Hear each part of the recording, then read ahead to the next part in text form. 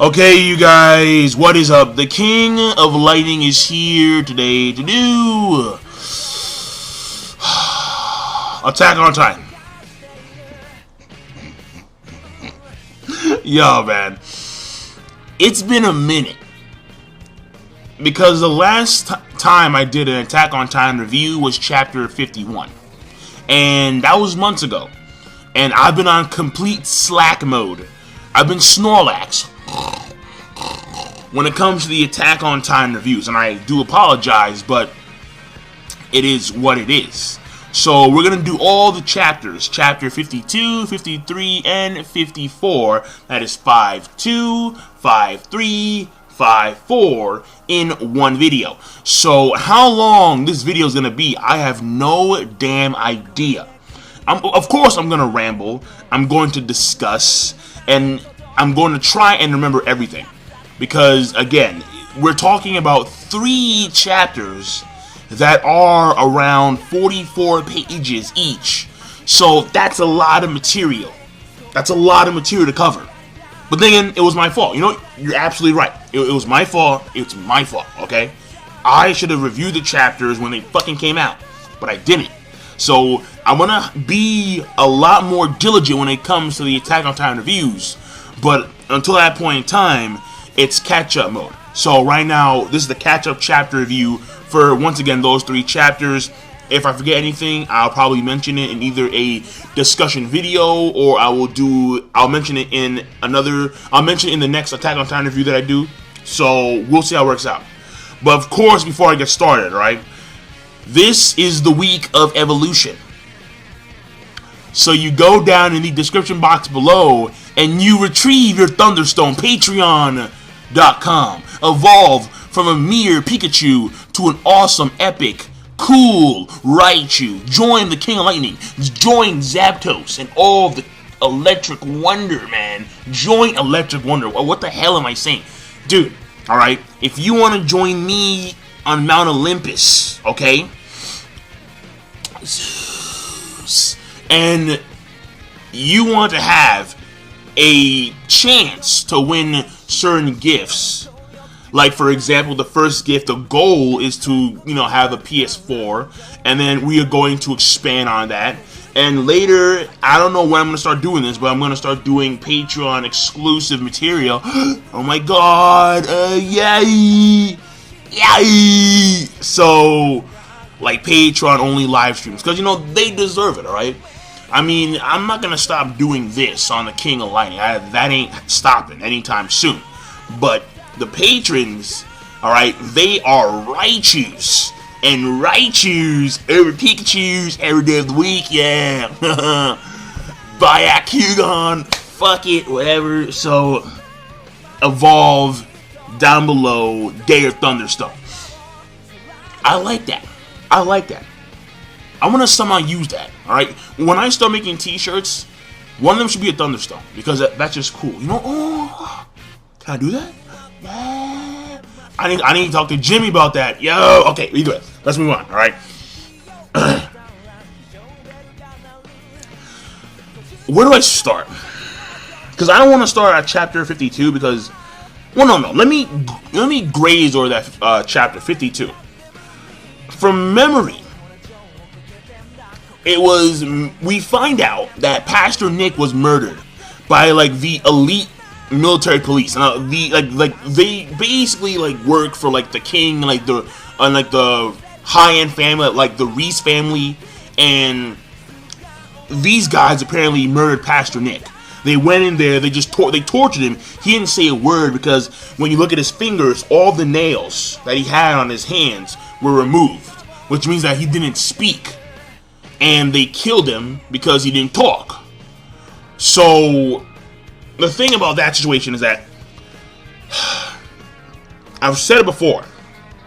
I've said it hundreds of times. One of the greatest enemies of humanity is humanity itself. And you can see at the end, and I'm just going to start jumping. Right? No, fuck it. There is no 52, 53. We're all going to do in one clusterfuck, okay?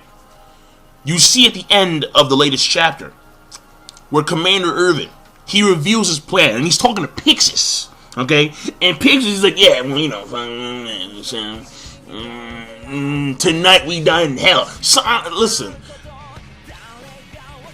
they're talking about how the basic plan is to overthrow the king.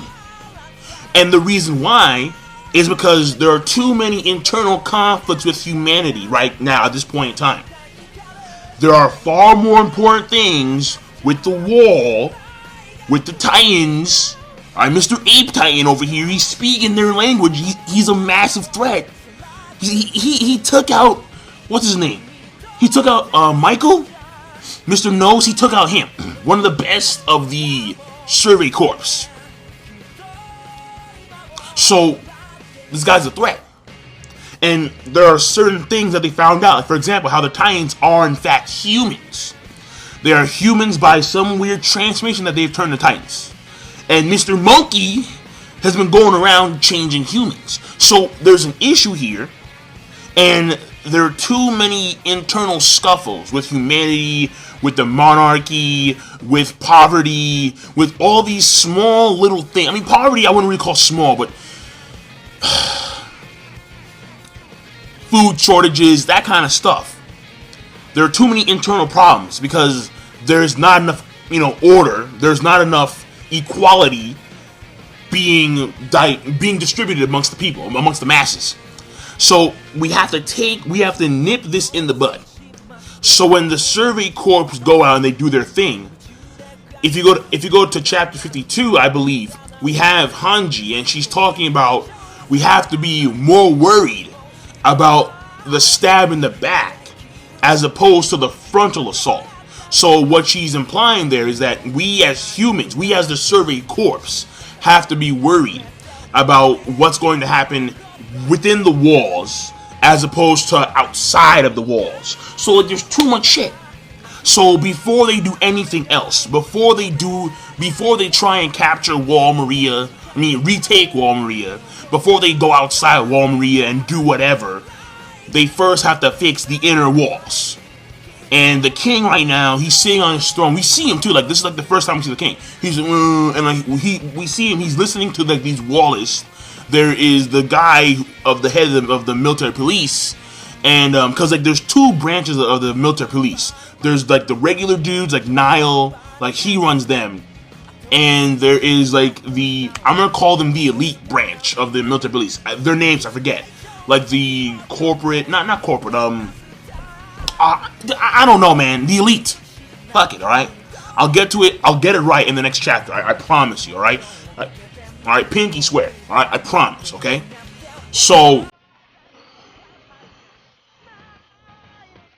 a whole bunch of prayers. All right. Allah, whatever. Fuck it. So because of that reason, because they're split into two different branches, Nile has no idea about what they're doing. Unlike the other side, the elite side. He doesn't know. He's not informed. All he does is that he just follows orders. And that's it. That's all he does. So it was funny because when Irvin, he brings up, oh, by the way, did you know that the other military police, the elites, did you know that they went into the military base, they killed, Pastor Nile, they interrogated him, they tortured him. Did you know about that? And he's like, fucking, what? No. I'm like, yeah, because it was funny. Because he just brought it up. He's like, oh, by the way, yeah, they came in there and they killed him and tortured him. So, do you know about that? So, this guy, Commander Irvin, he's straight up balls to the walls. I love him. I love him to death. Even though he's missing his right arm, he's still epic as shit. Alright? And he's talking to Pixis right now because the plan is in motion. And a part of the plan, in order to in order to overthrow the current monarchy, in order to reform humanity to where it's a cohesive unit against the Titans. Because, think about it, if all this chaos, all this poverty, all this strife within the wall is going on, and then humans found out that the Titans that they've been slaying, the Titans that they have feared, for the past century plus, for I don't know how many years since, are actually humans that have somehow changed, mutated, we don't know exactly, that would just blow everything out of proportion. Chaos. And humanity within the wall right now can't cope with that realization that all this time they've been fighting against, in a sense, their brothers and sisters and wives and loved ones. So the thing here is that we must first strengthen the fortress before the fortress can attack.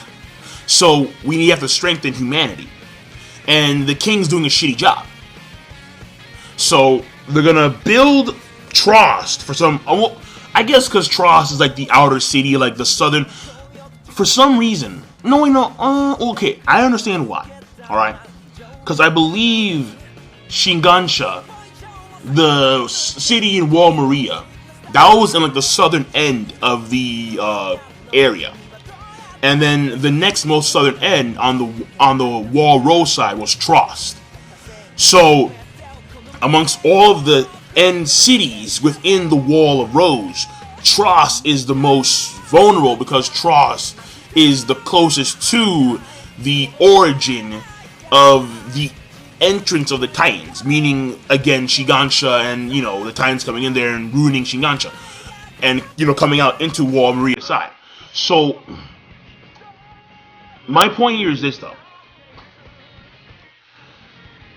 They're building up a base of operations where instead of just going for the king and killing him and then beheading the king, and then they throw his head to the actual rivers, and because they could do that. All right, I mean, let's be honest here. The Survey Corps are the most powerful humans that they have. The garrison can't fuck with them. Well, they can kind of on like a real good day. The military police, the fuck no, they can't. Hell no, absolutely not. They don't have the combat prowess, but if they were to come in there, we had the king, yeah, Sparta. Like, if they do all that stuff, that's going to lead to even more chaos.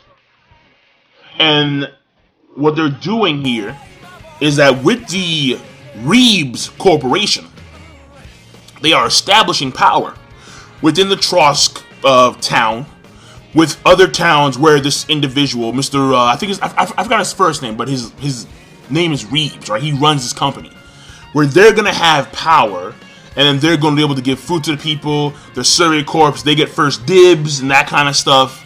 But they're establishing an actual base of operations, a power within the country, within the country.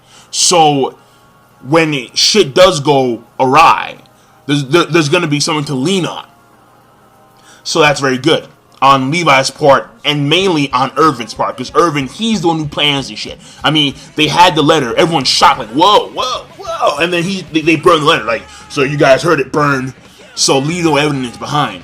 And then you see them like leave the actual like base where they were staying at, and it was funny too, because like when they left, the elite military police guys, they came in there like a few minutes later. So good for them. Now, there was the whole thing. I mean, there are a few little scenes there where in which like we actually do get to see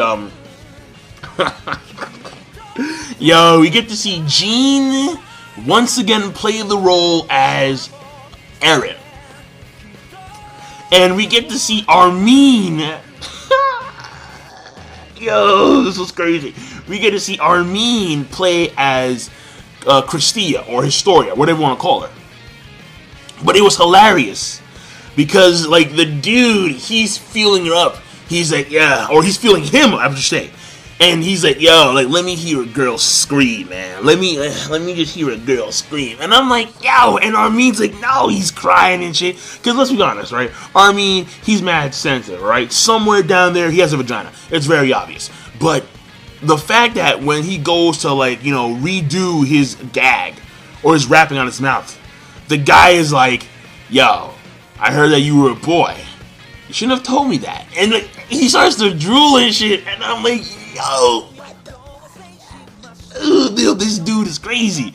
Well, no, he's not crazy. He's just a massive perv, alright? Like, this dude, he's into the Shotokan, alright? He digs that heavy, bro. You can tell. I mean, he was playing as if, like, he's all about the little girls. No. Alright, he rolls, he's counterclockwise. He's counterclockwise, right? He has a whole different mindset up in here. So, it was funny. It was hilarious, because it was like, and like, you can see Armin, he's staring. He's like, at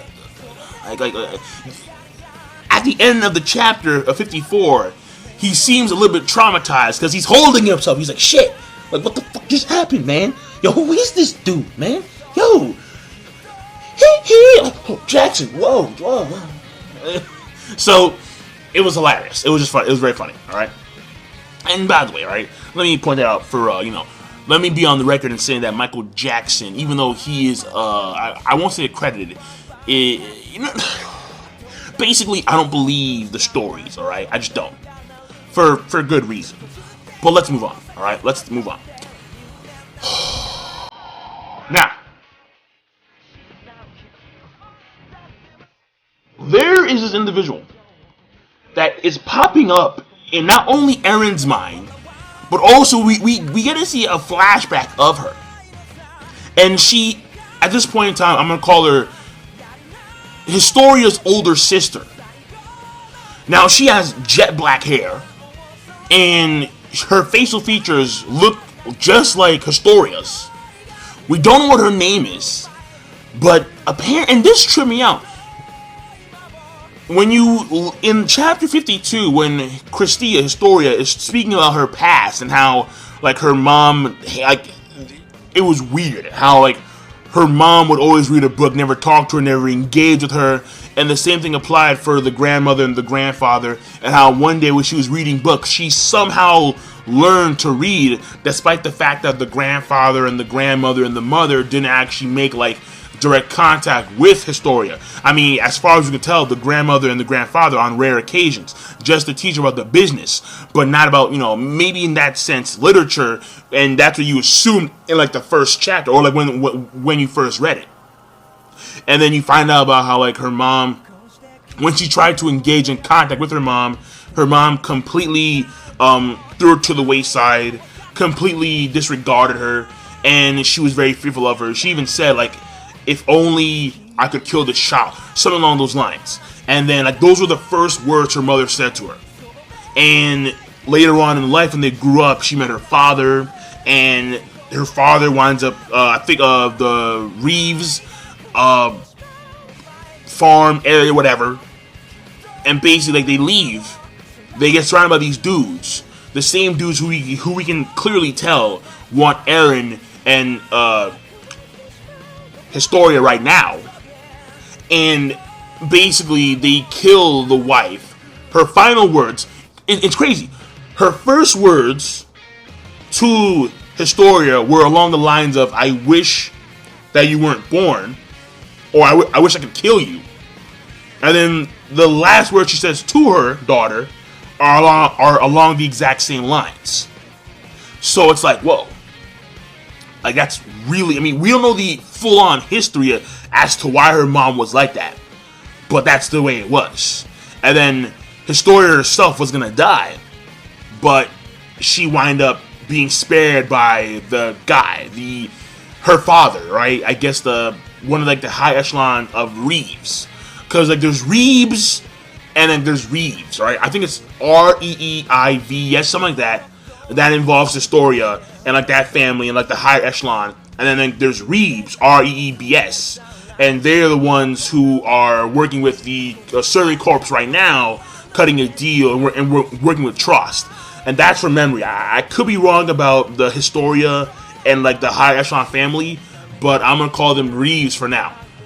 But we find out that she was able to learn and read because of this girl. This girl who claims to be her older sister. And she does look like her with only jet black hair. And the thing here is that she touched. They made a head contact, right? Her forehead touched Historia's forehead, and then she said, "For now, forget about me," and she did. Historia completely forgot about her supposed older sister, and I'm sitting here like, wait a second, what is that? Like, how does that work? Like, I mean, is that some kind of Titan-based power? Like, I don't. Can they do that? That's very strange, because that has layers upon layers upon layers of mystery. Because there's something very odd about how this girl could just, make forehead contact with you and then you forget. I mean, maybe it's just specifically Historia, I don't know. But what's even stranger is that somehow Eren knows her, at least subconsciously. Like, he's seen her image. Now, what does that have to do with anything? I don't know. It's very, very strange, because I wanted to say that might have been like her older sister. I mean, his older sister too. But I don't remember Mr. Yeager or Eren's mom ever mentioning that she had, that Eren had an older sister. Furthermore, well, maybe they're cousins. But how would he know her subconsciously then? Like, it's like, did they meet in the past? And for now, I'm just gonna speculate that when Eren was really young, like 5, 4, way before his mom died, way before the first, when the Shingancha incident occurred, way before then, I'm just going to assume that he met her when he was very young and he forgot about her, or maybe she erased his memories about her, and then over the course of the years that hold is starting to break, and every time he goes into Titan form, some restraints on his memory start to fall apart. They start to give way. So I'm gonna leave it at that for now. Because with that, I'm not too sure. I'm really not. But it's fascinating. It really is. It's a very intriguing concept going on here. This other party that may or may not still be around. I would assume the former, in which this person is still around, but they're in hiding somewhere. And would they have a correlation? Since they have unique powers, you would assume that they have a correlation with the Titans, especially Mr. Ape Titan. So I don't know, but I'm making theories, I'm making speculations, I'm making, assessments on the current situation right now, when it involves that particular image in their minds, and the would-be, or the supposed, or the self-claimed older sister of Historia. So, again, where that leads, I'm not too sure, but we'll see. Maybe the people of the church have their own unique powers, which is why they are the only ones that actually know, or they're one of the few guys that actually know about the Titans within the wall. Again, this is something I'm going to throw out there, but only time will tell, alright? Only the author will actually tell at some later point in time. And also, I want to point out that there's a very nice character interaction scene. This is one of the scenes that I actually memorized, or that I actually remembered in full, because it was very awkward and surprising character interaction between Historia and Eren, where Historia, she explains how she doesn't know who she is. She's either Christia, who is a nice, sweet, caring, very loving individual, and then there's Historia, who's empty, who's never been loved her entire life, who is, just a shell. And it was funny, because Eren said, I never really liked you, and that threw me the fuck off, because every dude, even Sasha Brous, okay?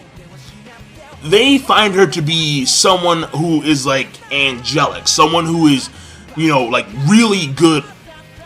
I believe it was Reiner who stated that I want to marry her.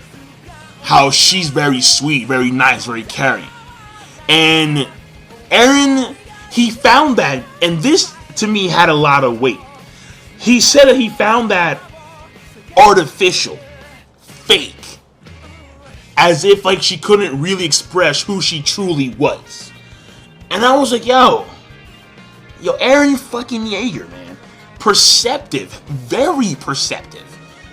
Like this aura, this persona that she gave, that she, this persona that she put herself out to be was complete and utter bullshit. And Eren knew that. Eren, at least he felt that way. Like, no, like, I don't buy this bitch.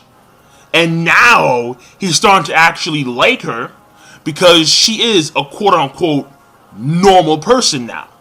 So I'm like, yo, like, that to me, I thought was actually one of the best parts of all 3 chapters.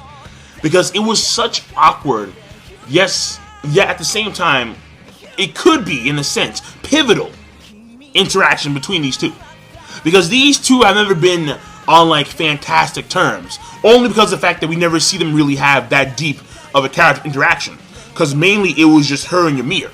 But now that these two are being targeted simultaneously by these individuals of like the king and like, the Reeves, whatever, like these cats are, all of a sudden they're in this predicament and now they need to like get along. And the reason why I say it may be pivotal is because in the future of the story there may be something a lot deeper going on between these two individuals, which would really put Mikasa in a position of inferiority when compared to Historia. Now, I'm not all big on pairings, but I'm just gonna throw it out there because it is very possible that this may lead to some kind of relationship in the future, where he's starting to get accustomed to Historia, and they build up from there.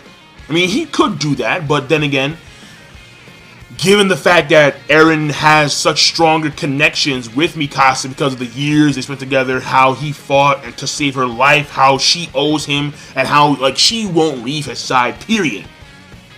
Then you could argue that, okay, well, there's no real chance of that ever happening between Eren and Historia. But then again, I'm going to throw it out there because it can roll that way. The ball can roll in that direction. Okay, so what else is there? Oh, man.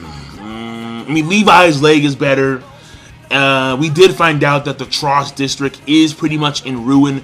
There are really like no funds going towards that district, and that's simply because of the fact that people are very well. First of all, they had to do a whole recall because remember how like Titans appeared within Wall Rose? Yeah, they had to take people, like they had to remove them from the actual towns because there were Titans within the wall. But the thing about it is that the wall itself wasn't breached. There was no breach in Wall Rose. So that means that when people went back to Trost, there was no one there. So basically they're in a state of poverty. And the only people that are actually keeping this town alive are the Reeves company. So that's why Trost is right now a pivotal point in the story when it comes to the base of operations involving the Survey Corps and all those guys, alright? Now, when we move even further, I mean, well, actually, no, going back, I should say, there was a little bit of character, I can't say regression, but it is development when it comes to Hanji, which Hanji, for the first time in a long time, we see her falter as a character.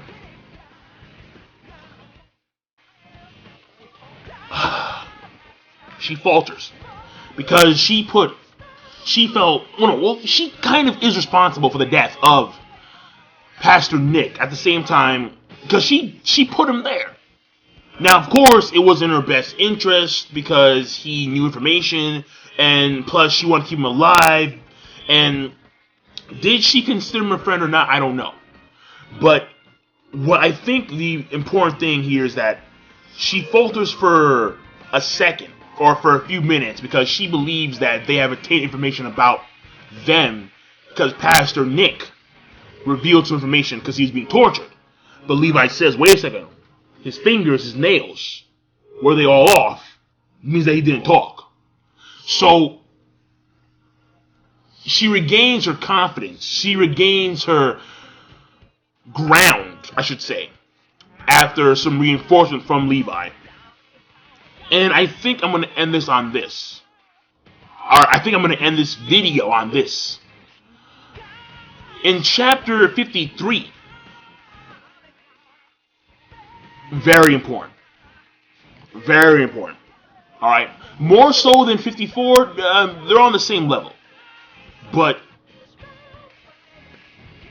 when it comes to Eren and his powers, that's where it's quintessential. Because in chapter 53, we find out a few things. Number one, it appears as if like Eren can't actually use the hardening ability. Now, I don't know why that's the case. I would just assume that he can't use it because of the fact that he hasn't fully mastered his powers. Now, people like Ymir, people like Ryan, and people like his name. Well, okay, obviously, oh wow, her name. Whoa, Annie. There you go, Annie. They have spent a lot of time training. Like wherever they were, they've honed their skills over the course of years. I mean, it's hinted very, no, not hinted. Ymir has been around for a very, very, very long time. Wherein which you could assume that maybe that applies to Reiner and Bernault, or whatever his fucking name is, and Annie as well. We don't know. But Ymir for sure, she's been around for a very long time. And she's honed her prowess in her Titan form. Now, again, I'm going to assume that because of that reason, Eren can't use this hardening power. But regardless, we also find out that he can only retain consciousness of himself for 1 hour. Now, this may enhance or this may increase over, several times. Like maybe if he trains and he practices and like he focuses harder, maybe he can actually, retain his consciousness in the Titan form for a longer period of time. I don't know. Because if you remember what Reiner said about Ymir, about how she was either going astray or how she wasn't aware of herself for a period of like decades. Like decades. Like, I think he asked her, like, how long did you wander for? And like she gave a period of like several decades, at least. The exact year, I want to say 90 years, but I think I'm wrong about that. But let's move on. And what was fascinating is that Eren, after he, loses his, self-awareness, he goes out of the Titan, he rests for 30 minutes, he goes back into Titan form, and he drops from a 15-meter class to a 13-meter class. That's fascinating. And in this form, he had no self-awareness whatsoever. None. Zero. He was wrecking stuff. He ate the own house that he actually built. And he goes out of Titan form again. The third time, after 30 minutes of rest, he couldn't even complete a 10-meter class Titan. And his body was half morphed.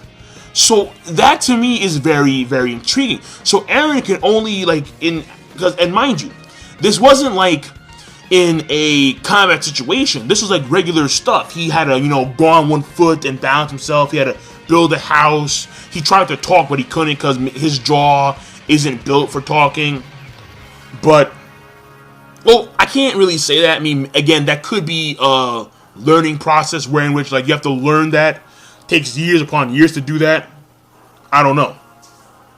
But because the Ape Titan, he could do that. But then again, the Ape Titan, he had actual lips. So it's very hard to talk like this and like Ralph is like it's very hard to do that. Eren has no lips.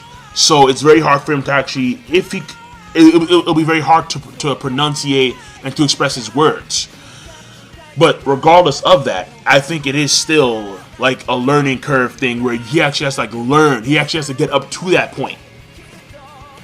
But that means that he can only fight for, I'm gonna probably say, 30 minutes. Because again, you have to realize that he was doing all this nonchalant stuff, and he was retaining consciousness while doing minor stuff. But when it comes to an actual battle situation, and you're using a lot more energy, your brain is under a lot more mental stress, he may in fact be only able to, last for 30 minutes in actual combat. Now that's my assumption, but again, we don't know. But again, that's all very fascinating because it gives us an idea about where Eren lies combat-wise, at least endurance-wise. And now, does that apply to all the tie-ins, like Reiner, Ymir, Annie? I don't know. I guess it would depend on the training. I mean, when you look at the Ape tie-in, you could assume that he can actually stay in his form for like a period of days and weeks and talk and communicate and not lose self-awareness. So, again, it's food for thought, but we're not too sure. But, I think that's it, you guys. Yeah, I think... Hold on, let me see here. Give me a few seconds. I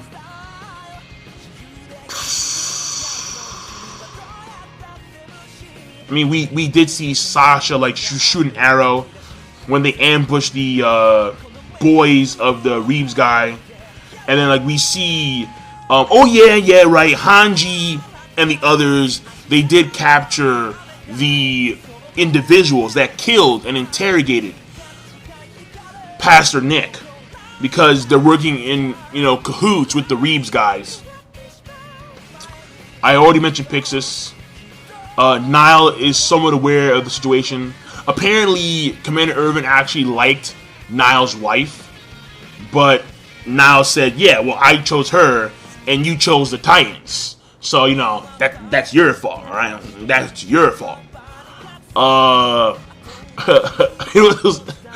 Erwin is he's a very funny individual. He's quite amusing. He really is. Fascinating. And yet still badass. And that's it, you guys. I think that's all I gotta say. So, again, if I forget anything, just let me know in the comment section down below. And I'll touch upon the stuff I forgot in the next chapter that I do. The next chapter review, or I'll talk about it in a live stream or a discussion video. Oh yeah, actually I should do that, because I've been planning so many live streams to do for a certain series. Like tomorrow I'm doing a Magi live stream, and I never thought, oh shit, an Attack on Titan live stream. Never thought about that. I may do one. Actually, I probably will do one in the future, like maybe a week's time, actually, because yeah, maybe a week's time. We'll see. But yeah, I'm done. So I will see you guys later. The chapters overall, I thought they were fantastic. I thought that they were very informative, very good when it came to the progression of the story. They actually hit upon a lot of points when it came to the past of Astoria, when it came to the character interaction between Eren and Astoria, their importance. We actually get to see the king for the first time. We see the situation in the Tross town. We see how things are playing out when it comes to the factions within the military police, how there's one side who is lesser than another side, and how there's real no trust between these two. We see that Commander Erwin is now trying to incorporate Commander Pixis into this whole shtick, which means that some, if not most of the garrison are going to join Commander Erwin and Commander Pixis into overthrowing the current monarchy. So all this very nice stuff going on. So overall, the chapters, I'll probably give them a rating of, as culmination, a great. And I'm done. So King Lightning, be sure to, of course, rate the video. I know it was a long one, but it was 3 chapters. Each one was over 40 pages. Yeah, I mean, it is what it is. And to save time, to save energy, we're going to actually be on time. We're going to do them monthly like it's supposed to be done. So peace, have a nice day. And go down in the box below to evolve. To evolve.